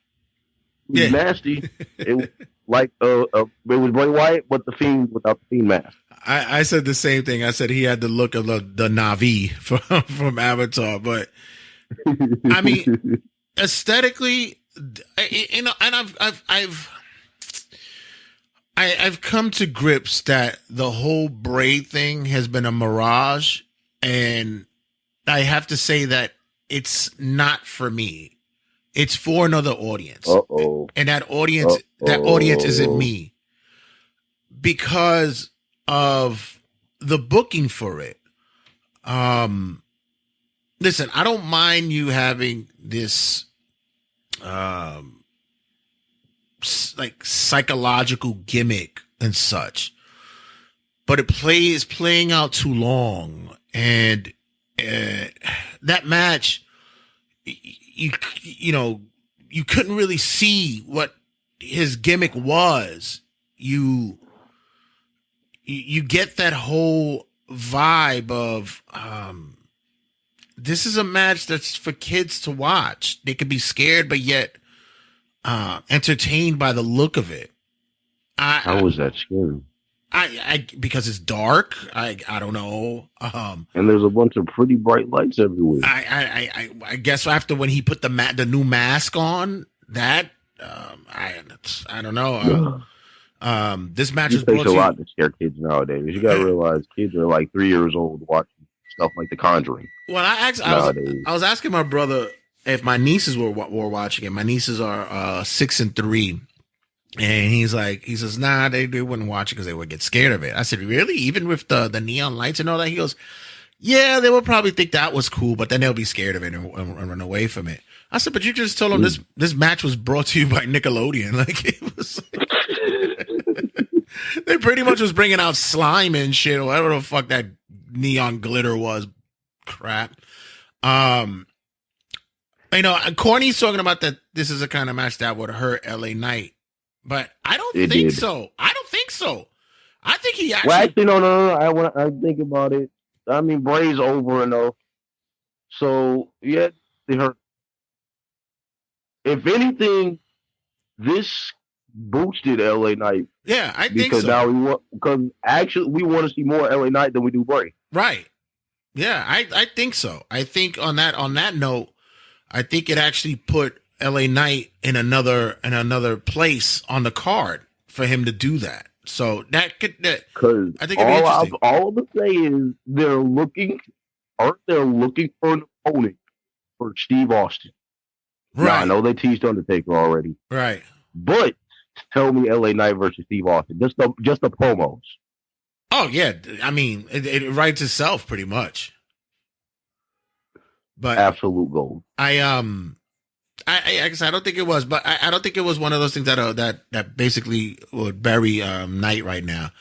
Oh no, he we get Bray with the win and glowing dildo sticks. Was that Bo Dallas that did the elbow drop? I'm gonna assume that it was that totally missed it, and everybody's like, yeah. Well, he missed, and I'm like, well, you try to jump on somebody in the dark.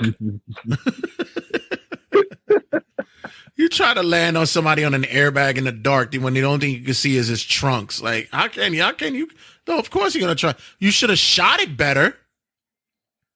But I mean, come on. Same thing with Chris Jericho. We don't care that you landed on a pad. Yeah, we care that you showed us. Exactly. We don't give a shit. Bray gets the win here. We then get after that. Why don't we just go into another mystical match? Possibly we get. Oh no! Can you a match?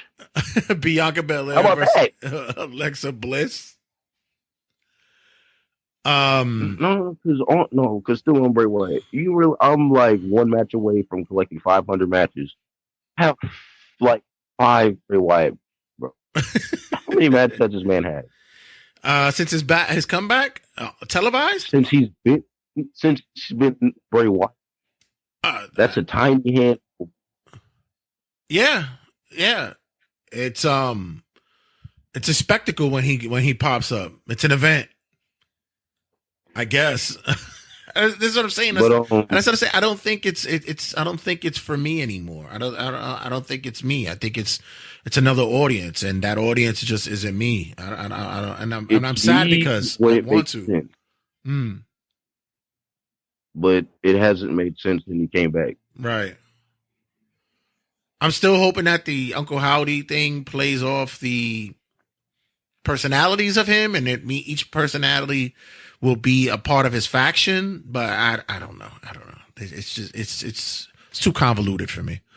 Like I said, we go into Alexa Bliss and Bianca Belair, and You're gonna have to fill me in on that one. Yeah, I think I said that was probably that was going to be the worst match of the night, and I felt bad for the women because you just had to deal with that, and this is where I look at size-wise when it comes to the women, and it's not to take anything away from Bliss because we've seen her work and she could pull it off, but against Bianca, it's not there. It isn't there. Absolutely not. Yeah, it's not there. You're gonna have to get me somebody who's gonna have to play ball or at the same level than what Alexa Bliss did, but like I don't know, a certainly tall, goth-looking goddess. I don't know. We'll get to that in a minute. But yeah, Bianca gets the win here, and then we get the return of Uncle Howdy. He just couldn't go away, after jumping from a fucking platform, just couldn't go away. And hey, that's not fair. Muhammad Hassan went the same place. He never came back. Yeah, you're right. He was just carried out.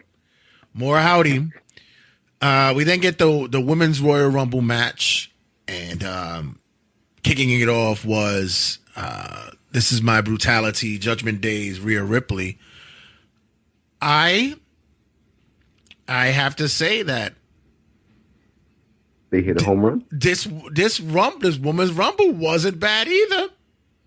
Was not bad. Absolute banger. Yeah, it wasn't bad either. I have to congratulate the organizers for this one. You had your surprises here. Not much surprises, just call ups.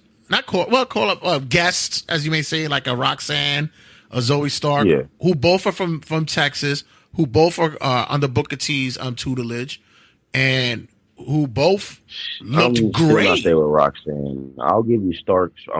Roxanne. Roxanne is like, for her size and her look, she's been getting a lot of good praise from a lot of people, man. She's got committed. The same problem Action Andretti has. No charisma.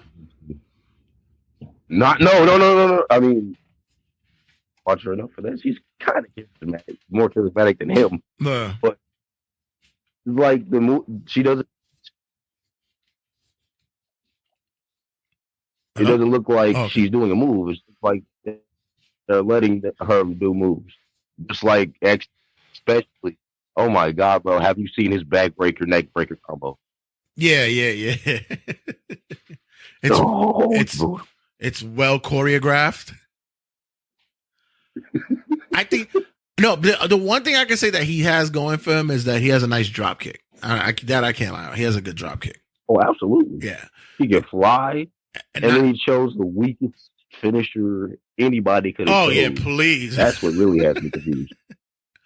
But for her, I think that she's been getting I think it's because we haven't really seen her in a deep match yet. Someplace a match that takes them into deep waters to see her sell a little bit more, work a match. But as for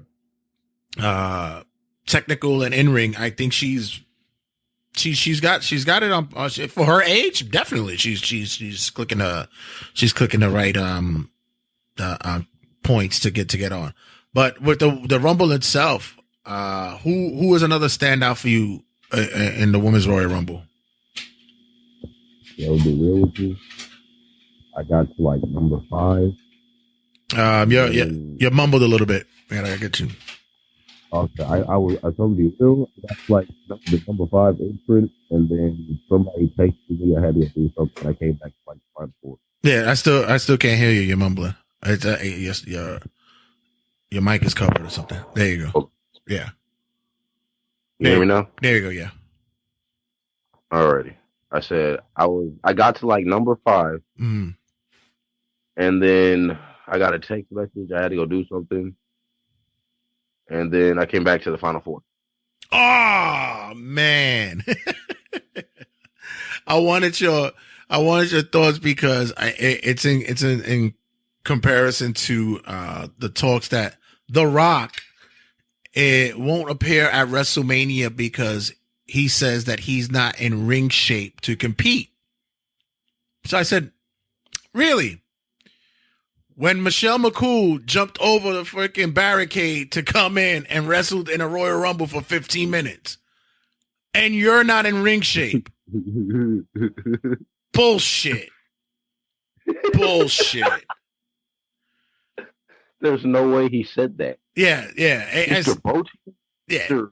Eat all that food, the working out, the cardio, all that.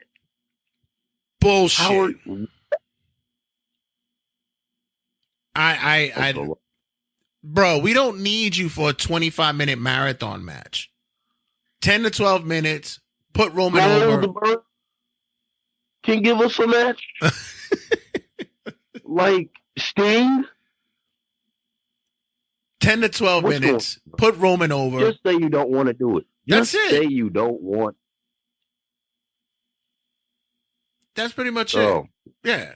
But I still think I'm still with the shits to say that I won't be surprised if it doesn't if we don't see it happen. I won't be surprised. If we don't, good for us. Cody just gets to get his main event. Yeah, I'll get to that in a sec. But in any case, like I said, the women's Rumble match was another one that was set up perfectly, beautifully for them, especially for who gets the win here. Asuka's return was a great look. The crowd popped for it. She did look kind of scary. Yeah, it's very, very intriguing to see her Kana gimmick coming possibly, and the return of my whole Nia Jax. Oh my God, bro! I'm like, what is this? This has to be Vince. No, actually. Refuse to believe it's Triple H. No, it is. It is. He's taking the route. He likes her. He likes her. They needed that element. Raquel Rodriguez, yes, she's the big woman in the match. Rhea, big woman there, of course, there. But they needed that big show woman in there.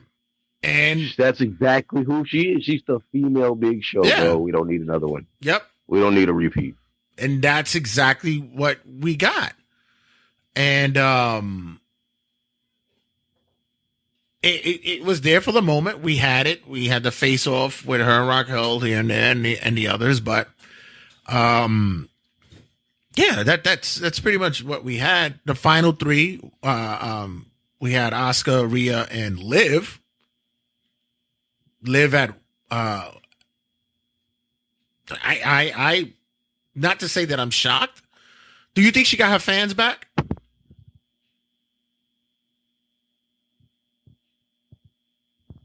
Hello? Hello? Yeah, there you go.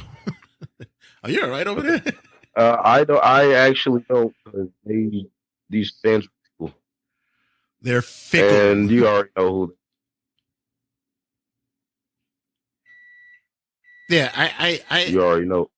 I don't know. I think they're still hanging there on a ledge, but they're gonna be those who said, "Hey, for a girl who people didn't believe would get to where she's at right now."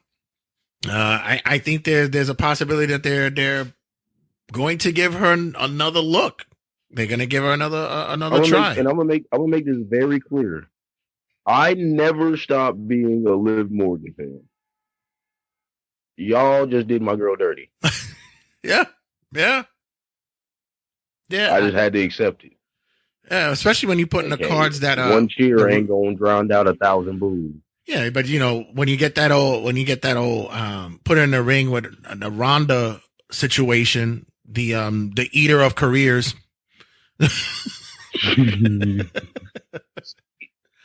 It's not Ronda's fault though. This was all definitely 100% fans' fault. Yeah, but it's also y'all turned on her for some shit that's happened multiple times, and y'all ate the shit up. So what's the difference? Yeah, but the other thing too is that they really, what has Ronda done lately that we could say was like, wow, that was fucking amazing? Oh, nothing. Exactly. So it's like they're exactly why we shouldn't have put the title back. Yeah. But these cry-baby ass fans wanted to say you tapped out. They didn't say that to Undertaker when he called it Kurt Angle. Right. They didn't say that to Edge with Benoit, which led to Elimination Chamber 2005. Yeah, but I don't get it. Because you don't put your face in that predicament unless you're gonna put them in a heel turn kind of situation. You don't put your face in that situation. No, that's not the case. You just give them a rematch and you let them sing. Well, that would don't make them lose right after that. That you just killed her. You destroyed Liv Morgan after that. Yeah, I'm looking at it that the face is not supposed to, unless it's you are tapping out because of excruciating circumstances that occurred, or you pass out because of pain. You don't give them the out of tapping out and the ref not seeing it kind of thing. That is, I don't know. For me, it just doesn't. Why? Especially with Liv, inconvenience that happened. Yeah, especially with Liv, you don't do that too. And she just got the title. I can understand if she cheated. Right. Still tried to stay a face. She tapped out while she did.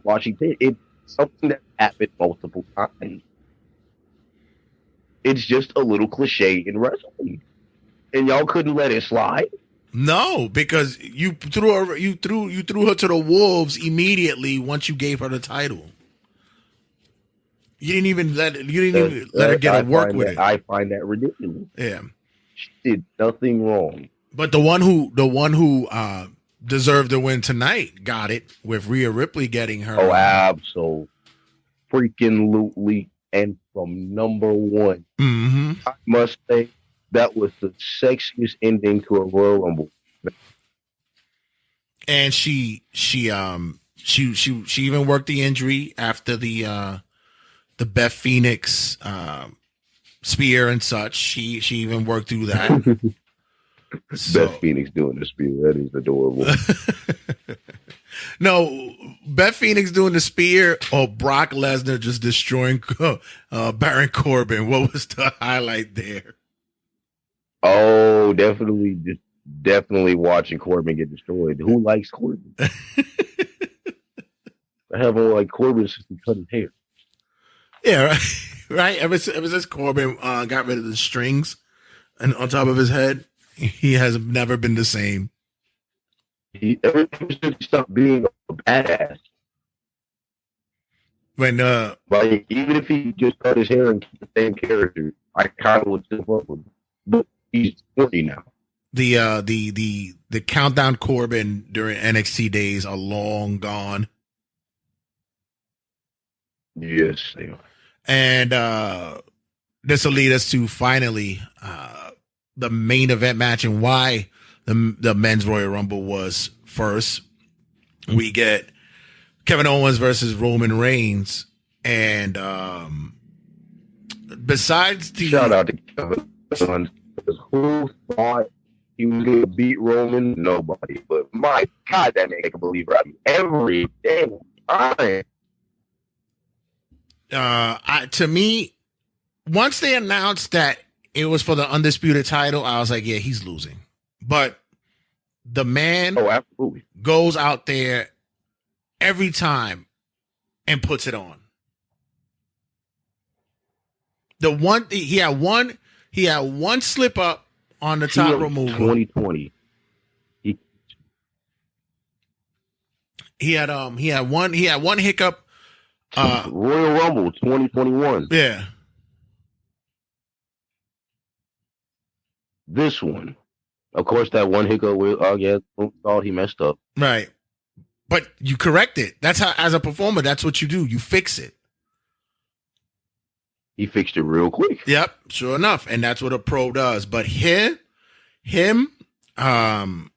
Roman, I have to say that this has been the better of the three matches that they had. And the outcome, the way that it plays out, all over three, was epic. Oh my God, bro. That ending was cinematic masterpiece. I mean, I'm telling you, the nominee for Best Supporting Actor in a Reality TV Show are Jey Uso.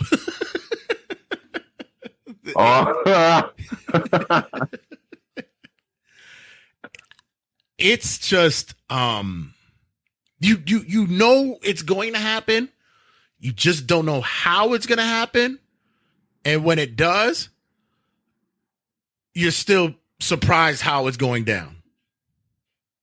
I just have a slight idea of what Jay's going to do. Mm-hmm. I feel like he's going to disappear, come to the aid of Sammy, and beat the snot out of him for betraying him, which is going to lead to Sammy and Kevin versus the Usos. Okay. Because he's going to really feel played because I never trusted you. Finally trust you when you do me like this. Yeah, so he really going to have hurt. I said this has been, and I said this before Rumble. I said this is probably the quintessential Royal Rumble in years in which we generally don't really have an idea how the road to WrestleMania is leading to, especially with this storyline, because there's so much at play here. There's so much involved. Will Roman keep both the belts leading into Mania? Are they going to split the belts? Does Roman have to defend? No. Can I tell you why? Mm-hmm. Cody wants to hold two belts. Yeah, He's a prima donna.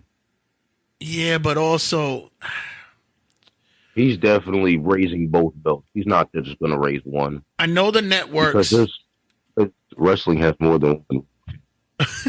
Has more.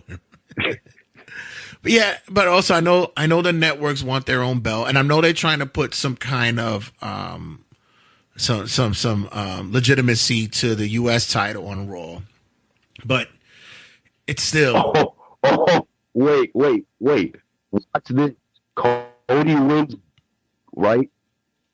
Gets his WrestleMania moment, and then out of the kindness of his heart, because there's so much more talent on the other show, he surrenders one of the belts. That's once again, that's a possibility. That's a possibility. There's talks of possibly Roman working both nights because they have yet to come with who a main event night 1 and night 2. They know that the Cody match, Brock and fucking Walter.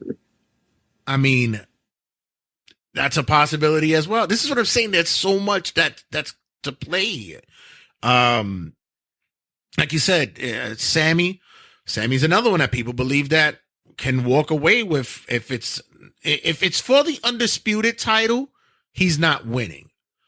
But if he's going against Roman on an elimination chamber for the SmackDown title, that's a possibility he could walk away with it as well. Like I said, to split the titles. Yeah, wait, the SmackDown title is the Universal title.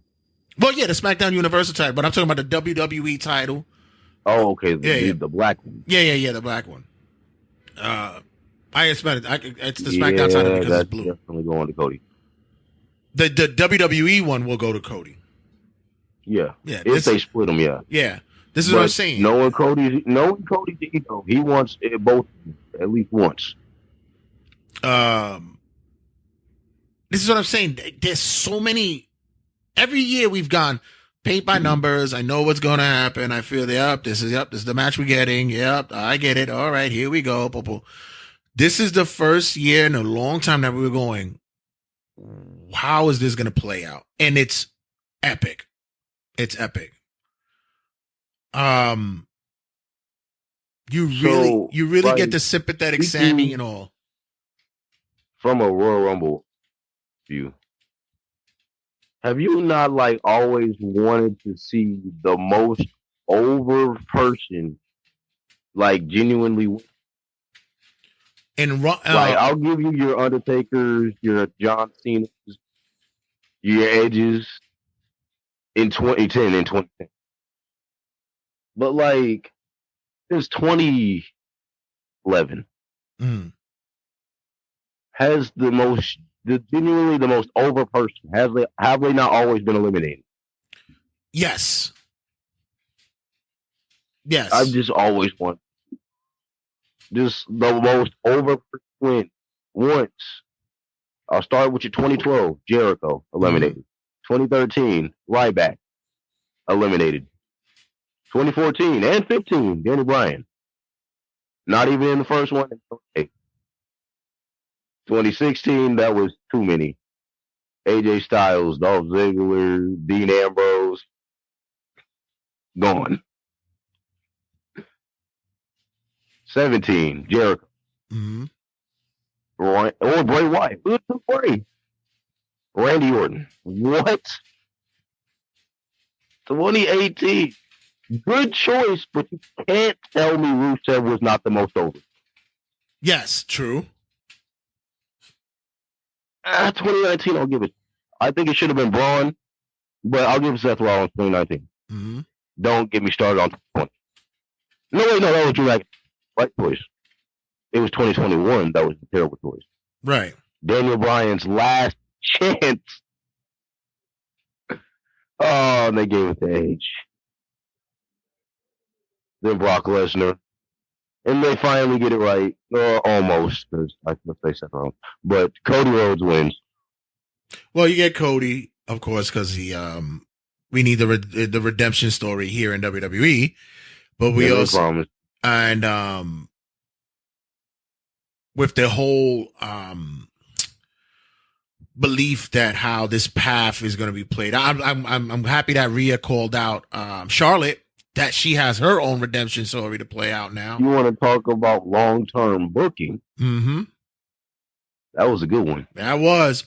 I didn't expect that. I kind of did, but I would have thought that they would have been, pretty cliche and kept her on Raw. But since there is going to be talks anyway, that the draft is going to happen after Mania, so I can see that where the reasoning for that happens. But yeah, that's the match you want. That's definitely the match you want to see. But especially since we've already seen Charlotte win, right? So now we definitely got Rhea win. Let's have her hold the belt until Mania, and let's do the right thing and give Rhea the championship. Absolutely. Just to wrap it up, just your overall thoughts on what do you think how do you think things are gonna play out from here on to at least Elimination Chamber? Well, Elimination already looking pretty stacked. And did you see the absolute poor Chad Gable? God damn, that clash with Seth Rollins on Raw. Oh yeah, absolute masterpiece. I'm really trying to figure out what they're doing with Bobby and Brock. They can't have that. Russell is going to be facing War. They better not save that. We've seen that about 1,000. Is there another pay-per-view in between, or is Elimination Chamber the last one? I believe Chamber will be the last one. They want to keep that space open for Mania buildup. All right. So, do you think they have Brock? Bobby didn't qualify. No, not yet. All right. Do you think they're going to do Bobby and Brock at Elimination Chamber? I think if they really want to do Walter versus Brock and Mania, that is. Yeah, I think that's I think that'll make more sense if you did. You can. We don't need to see it at Mania. We could see it. We can see it at Elimination Chamber because there's so much more that can be done, with Gunther and Brock at Mania. I think that's the clash that we want to see. My thing is, if that does occur, does Brock give us more than a fucking 5-minute match? Because we already know Gunther's not just going to give him a 5-minute match. Oh, not that. I think that's going to be excellent because he's going to have to. Gunther is a worker. I think they can at least get a good more than 5. Maybe give me 10, 15, maybe 12. I'm hoping. I don't think solid. And somewhere the leader of the Nazi regime will be sitting up in heaven going, "This is the match I've been looking for the longest time." These are the alpha males that need to be in the ring right now. But we shall see, man. And brother, as always, thanks again for checking in with us, man. And of course, we'll be checking in with you soon. Right. Yeah, right over there? Yeah. Yeah. Nah, I can't hear you. You're muffled up. Oh. There we go. How about now? There we go. Sounds like you're like hiding under covers or something. But oh yeah, no. But like I said, as always, thanks again for checking in with us, man. And as always, we'll be speaking again soon, sir. And let everybody know where they can get you at, where they can reach you. I know you've been busy these past couple of days, but still to catch up with the stuff that you've been recently releasing, let everybody know where they can get you. Gotcha. I've been really busy lately, but you can give me a TikTok at Into Inc. or I forgot. So reality wrestling now because I bring the reality into wrestling and people just hate it. And I'm gonna be real honest. I've enjoyed just staying out of the news, not spoiling stuff for myself, letting stuff naturally play out, and it brings more joy to the show. It really does. It does. And that's why I say that because it's kind of fun to do the commentary, but we also wish that we could just like you just said, just sit back and watch it. Exactly. And I like watching that Roman thing just naturally play out, not avoiding all spoilers before the Rumble. Watching the match naturally, it was just awesome. Yeah. As always, watching Raw without watching any new awesome. Any spoilers and stuff, or any possible teasers. Yeah, it's. I will have to get a couple parodies out before I just quit the TikTok thing. I'm not saying I'm gonna quit, but I do got to get a couple things out before they've been begging me for a couple things, and one more match, and we reach 500 in my collection. Oh, which means it's going to have to be a very, very high quality match to enter those parts. And we cannot. Seth Rollins and Chad Gable were the last ones. Well, you know what? What's funny? What we should do once you select your 500, we should do a watch along and air. I'll air it on YouTube. We can see what we could do. All righty, whatever we could try. That's a lot of matches, bro. No, but no. I'm talking about your 500 when you announce your 500. Oh, okay. We'll watch the 500th match that you decide. That is a bet. All right, brother. Thanks again for checking in with us.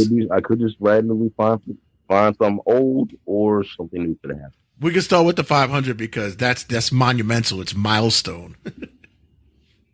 Yes, sir. All right, brother. Enjoy your day off because I know you're going to be cranking it out during the rest of the week. So enjoy your time. All right, man. Appreciate you. No problem. Thanks again. Anytime. Yeah, I just realized that the show is going to be running extra long, and I'm trying to minimize that from the week to week. So what I'm going to do is I'm just going to extend around the square circle to the next episode. We'll do like a collaborative episode where we'll take the 2 weeks that we've been watching wrestling and just boil it down into one segment. Do a big catch up there. We have much to talk about there. I don't have any interviews coming down the line for maybe about a week or so. So it'll just be you and I, guys, just going together and just sharing our thoughts and you listening to my rants and raves and my ridiculousness as always. But speaking of which, make sure you check us out on all the social media outlets. Check us out on the Like and Group page on Facebook. Check us out on Instagram at Turnbuckle Tab, as well as on Twitter at Turnbuckle Tab. And as always, check us out on the YouTubes and the TikToks at Turnbuckle Tabloid. Also, be sure you check us out on all podcasting outlets, iHeart, Spotify, Google Podcasts, iTunes, wherever you can get podcasts. That's where we at. You can get us there. Download, subscribe, be a part of the vibe here at Turnbuckle Tabloid. And you could also be a part of the vibe at RageWorksNetwork.com, where you can get all the RageWorks family there, as well as at RageWorks.net for all the reviews, previews, contests, and all articles containing to pop culture, guys. And before I let you go, past week, had a sit down with a friend of mine, a really good friend of mine, his family, and spent some time. We usually do like an annual check-in. I like to do that with people I've grown up with. We always connect or speak via text, sharing jokes, memes, and stuff like that. But sometimes, I know that we all have busy lives and such. But I always want to reach out to people that I've grown up with. Not many, because as you know, some of them can be a bit, when you're stuck in the same ruts and doing the same shit. Yeah. Can't have that in my circle. Sorry. I love you though, but still, come on, guys. Let's do something about that. Any case, but those who I stay connected with, we check in with each other. We go, have a couple of beers, couple of drinks, connect, see how family's doing, go out, have a good time and such. And this past week had a conversation with a good friend of mine who I could say is going through it. And it's one of those moments of clarity where you start looking into somebody and you realize, yeah, we all grow and we're all different people the older that we get, the maturity, the experience. But the real thing is tragedy and the tragic events that occur that we don't realize affects us. And for some, we don't know it because many of us are able to disguise it very well. And for some go another way and don't know how to come to grips with that, or have yet to come to grips with it. And sometimes, their mental health or their mental state is not where you thought they would be. I'm not saying for you guys to become overnight therapists or psychiatrists and such like that, but if you know of an individual like that who's gone through such trauma and tragedy during their lives, and you haven't really checked in on them, and you don't know how they're feeling, give them a shout out, check in on them, see how they're doing, how they're maintaining, because over that layers and layers of armor that they put upon themselves underlies someone who has not yet come to grips with the tragedies and the horrific events that they've gone through, but yet they're masking it and holding it in very well. If you have the opportunity to let them speak, just listen. We don't need armchair therapists, psychiatrists. We just need individuals who just will listen and let them be heard, because sometimes that's just what they need. Much love to all my family that's not blood, but my family, because we came through it together. Love you guys all. And as I say to you guys, I gotta go. I'm done. Gotta wrap this episode up. Ran longer than I than I expected, but sorry about that. But we'll work on that, guys. All right, guys. As always, check you guys later. Love you, and I'm out. Laters. 5, 4, 3, 2, 1, 0. All engine running. Liftoff.